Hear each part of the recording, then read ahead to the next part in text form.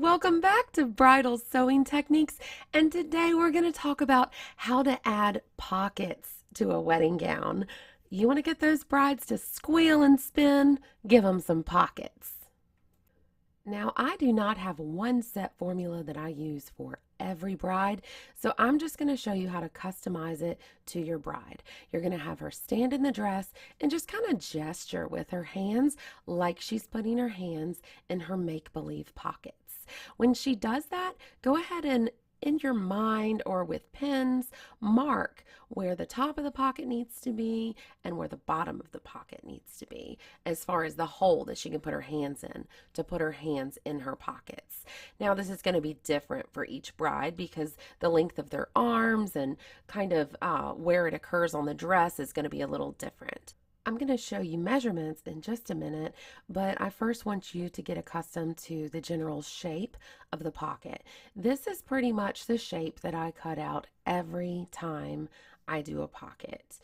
I can't even think of a shape to call this. Can you guys name this? It's pocket shaped. I don't know. But these are generally the most common measurements that I would see, and this is kind of the shape that I would make it. It's fairly free form, so you can just play around with this and see what's comfortable for you. Now, you can see on this piece, I've sewn around all of the curved edges. Obviously, you leave the straight edges not sewn together, and I actually cut this one on a fold at the base of the pocket. You can do that and only cut 2, or you can cut 4 and do the seam all the way around. Now, I only go to about 1/4 of an inch from the straight edges and stop, and definitely back tack that. Press those back, and that's going to give you your seam allowance for how you're going to sew the pocket into the dress. So next we need to make a slit in the side seams of the skirt that's going to accommodate this pocket. Now remember, you either looked at her and was like, it's about 2 inches down from the waist, or you marked it with a pin. It doesn't really matter how you do it. This is not extremely specific as far as where it needs to go. It just needs to be kind of natural for her, and that's why I like to get the bride to gesture and imagine that she's putting her hands in the pocket. I've never had a bride complain about the pocket being too high or too low when I do it that way. So I never just say, oh, well, we'll drop this pocket in 3 inches from the waist every time. So as you can see, I'm using the razor to cut open that side seam. And remember, I do have a video on how to use a razor when you're sewing. So I'm kind of gesturing the way that the pocket is going to go into the dress. And what I'm doing now is I'm putting right sides together for where the front of the pocket is going to happen. This one is sewn with the dress right side out, as you can tell. The first side of the pocket is. So let's just zip right on down that seam. And again, I'm just using about 1/4 of an inch seam allowance, maybe just a little bit more there. Back tack.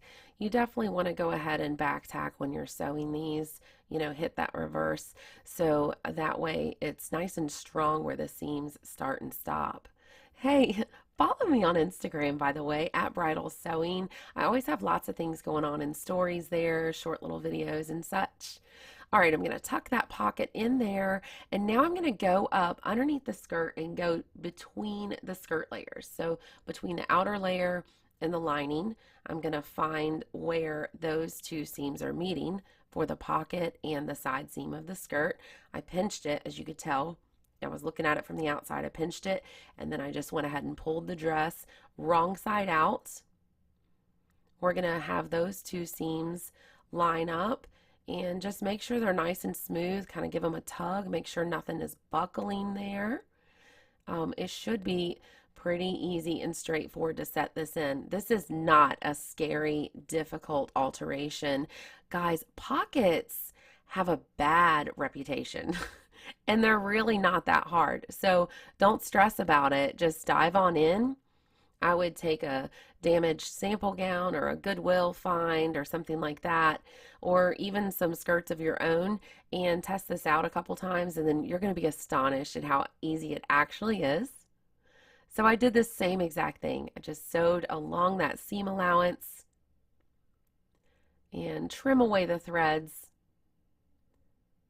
Now you can see that I need to go back in and kind of start and stop that side seam nice and strong above and below the pocket. So I'm above the pocket right now, and I actually do kind of sew down a little bit into where the pocket starts. You can see that. Making sure that pocket is pulled in very well also is going to help you out. You don't want it bubbling out on the outside. Now I'm going to do the same thing, just kind of sew a little stop here at the bottom of the pocket. Definitely back tack, definitely get up into that pocket a little bit. Now I've found that when I do sew up into the pocket a little bit at the top and the bottom, between that and pressing, often with bridal fabrics you don't have to go back in and do the understitching, which is what most people fear the most with this alteration. Sometimes it's easier even than getting the whole skirt up underneath your machine to just do the understitching by hand, but I find that just the pressing and the way that you put the pocket in can prevent the pocket from rolling out. So each dress is different. I'm not going to go into understitching with this tutorial because it would make the video a lot longer, but you can see how it just naturally falls quite beautifully and the pocket is staying inside the dress. You can imagine how much better it's going to be with pressing. Well, I had a great time today making this video to help you out, and if you could do something to help me out in return, hit like, hit subscribe, and hit the bell. Thanks. I know what you're looking for. You've been sewing for years, but you want to get into full-time bridal sewing. But there's something missing.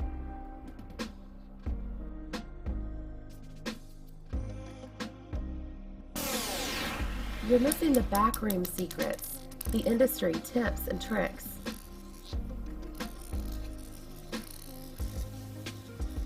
The tools, the sources, the techniques that give you the speed and the accuracy that the industry demands.